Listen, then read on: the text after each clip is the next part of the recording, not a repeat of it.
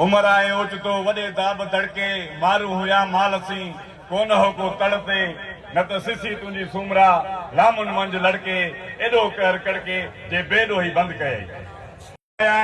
जेसीं ताईं असांजे सिसीअ में दम आहे असां पंहिंजी क़ौम जे लाइ पंहिंजी धरतीअ लाइ पंहिंजी क़ौम जे लाइ जिदोजहद कंदासीं। दोस्तो शहीद बशीर खान कुरैशी जॾहिं बि पंजाब साम्राज्य ऐं सिंध हुकूमत मिली करे सिंध जे वसाननि ते कब्ज़ो कंदी त शहीद बशीर खान कुरैशी पंहिंजा संदरा ॿधी सिंध जे नौजवाननि वटि पुॼंदो ऐं ॿुढनि ॿोड़नि वटि पुॼंदो हिकिड़ो पंहिंजी धरती जी वारसी कयो पंहिंजी क़ौम जी वारसी कयो पंहिंजी क़ौम जी मालिकी कयो पंहिंजी धरती धड़नि जी वारसी कयो। पर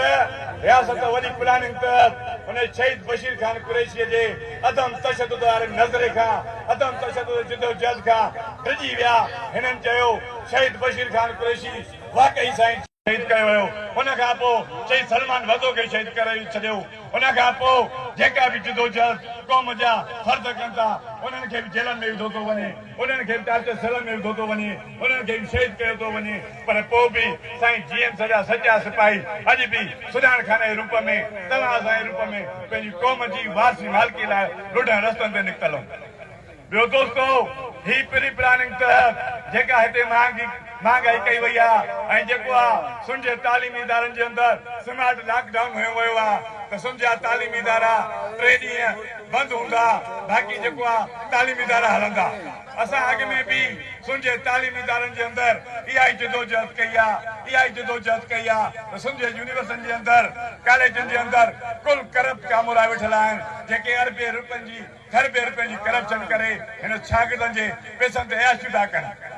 तव्हां दोस्तनि खे ख़बर हूंदी कल्ह बि जियो न्यूज़ ते इहा रिपोर्ट हली त हिन मुल्क जा पंजाब साम्राज्य जा सिंध हुकूमत जा नुमाइंदा 400 अरबनि जी करप्शन में जंहिंजियूं मिल्कियतूं सऊदी अरब में आहिनि साॼियूं उहे असांजी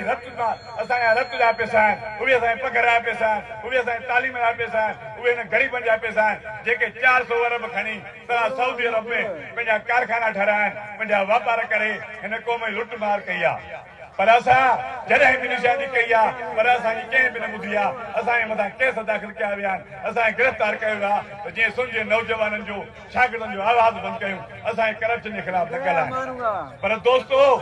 जेका हीअ महांगाई कई वई आहे उन में बि हिकिड़ो वॾे प्री प्लानिंग तहत हिकिड़ा जेके सरमाएदार आहिनि जेके नुमाइंदा आहिनि जिन जा वॾा सेलर हुजनि वॾी फैक्ट्रियूं हुजनि वॾा जेका पेट्रोल जा वापारी हुजनि वॾा जेका कंहिं कारखाननि जा मालिक हुजनि हुननि पाण वटि कणिक जेको आहे ज़ख़ीरो कयो आहे हुननि जो क़ौमी लीडर जी शहादत जो ॾींहुं आहे जंहिं साईं जीएम सैद जो असुल नज़रियो खणी पंहिंजे मारूड़नि ताईं पुॻो। शहीद बशीर खान कुरैशी सिंध जो उहो वाहिद हिकिड़ो बहादुर शख़्स हुयो जंहिं साईं जीएम सैद ते हथनि ते चुमी ॾेई ऐं इहो वचन कयो त साईं तुंहिंजा सचा आशिक शहीद बशीर खान कुरैशी सूरत में थींदा आहिनि जेको ॻाढ़ो झंडो खणी यूनिवर्सिटियुनि खां वठी कोठनि खां वठी रोडनि रस्तनि खां वठी ऐं सिंध जे हर शहर में सिंध जी आज़ादी जी ॻाल्हि कई ऐं पंहिंजी क़ौम जी वारसी मालिकी कई। अॼु बि ही नौजवान ॻाढ़ा झंडा खणी पंहिंजी धरतीअ जी खणी रोडनि रस्तनि ते बि पंहिंजी क़ौम जी ॻाल्हि थो करे धरती जी ॻाल्हि थो करे। उन जॾहिं 23 मार्च ते किरोड़े माण्हू गॾु करे लखे गॾु करे पंहिंजी क़ौम जी आज़ादी जी ॻाल्हि कई त पंजाब साम्राज्य सिंध हुकूमत मिली करे 14 ॾींहंनि जे अंदरि शहीद बशीर खान कुरैशी शहीद कराए छॾियो। पर दोस्तो